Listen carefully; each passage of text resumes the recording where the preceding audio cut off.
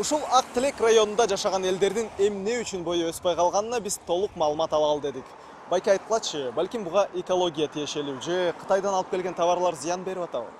Жок. Бул жакта Кытайдан алып келген товарларың жана экологиянын тиешеси жок. Мен Ак Тилекте 5 жылдан бери жашайм. Буга күнөкөр могу экачекей столба. Мен моякта күндө жумушка келем, жумуштан өтөм. Мен боюмчу 5 жыл мурун 185 болчу.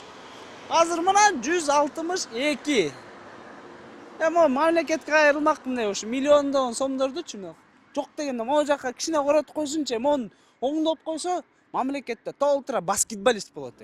Чын ошону айтып койсоңор, мен сүйүнүчтүү болмокмун.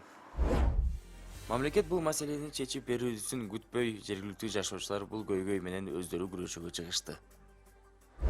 Чыныгында бул көйгөй да оңолот деп Ак Тилектин тургундары мамлекеттен үмүтүн үзбөй келишет.